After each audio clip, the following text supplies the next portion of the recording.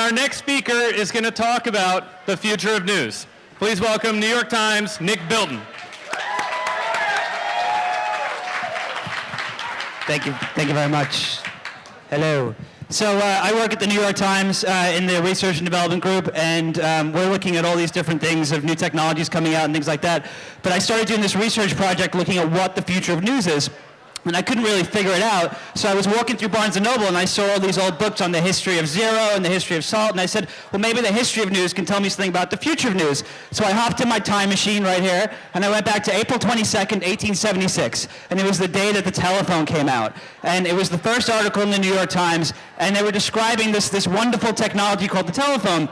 And they were saying that with the telephone, people will never leave their house again. And they said that people would not have to go to a store and they wouldn't have to go to a bar, and all they would do if they wanted to listen to a preacher in a concert hall, it says here, thus bringing the music ministers into every home, will empty the concert halls and churches.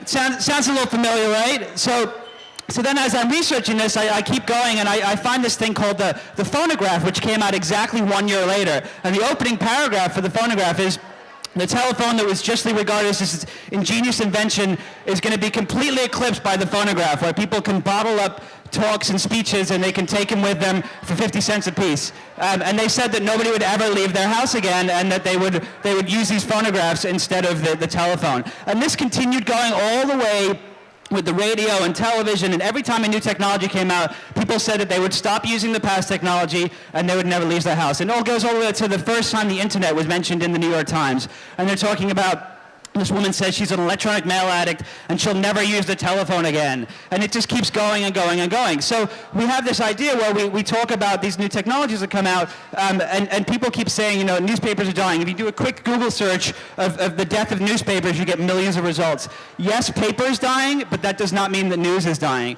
And it will be replaced. If you think about what a little fail there. If you think about what a 10 megabyte hard disk cost in 1984, this is an ad from 1984, it was $34.95. So if I gave you $34.95, you could not find a 10 megabyte hard disk today, because it doesn't exist. It's too cheap to make. So if you think about these e-ink devices and these electronic displays that cost $150 now, in the future they're going to cost pennies to make, and it's going to be cheaper than paper. So this whole bullshit excuse of like newspapers are dying, it's just that paper is dying. Newspapers are just a delivery mechanism. So in the 1920s, there was this big debate, switching to the debate of content, about what news was, right? What journalism was. Nobody knew if journalism was PR or if it was actual journalism. So there was these two philosophers. There was this guy called John Lippmann and Walter Lippmann and John Dewey. And Walter Lippmann said that people are stupid. He said that people don't have the ability to understand what's happening in politics, in science, and it's the job of the journalist to explain that. Whereas John Dewey said that's not true. It should be the job of the public to explain to the journalists and to the people what they should be writing about. So as you can see, Lippmann ended up winning, and the only way the public actually got to speak was through the letter to the editor, which never came out, right? Which came out once a week. But that's all changing. This whole idea of blogs and everyone having the ability to talk to people has completely changed. There's a concept of, you know, back in the day it said, don't piss off someone who buys ink by the barrel. That's completely irrelevant at this point. If you want to go on Amazon and write a 50,000 word review of a piece of crap book, you can do it. You don't need this newspaper to do that. So that's really changing. So the other thing is that people are talking about this idea of 140 characters, right? Are we switching to short form content versus long form content?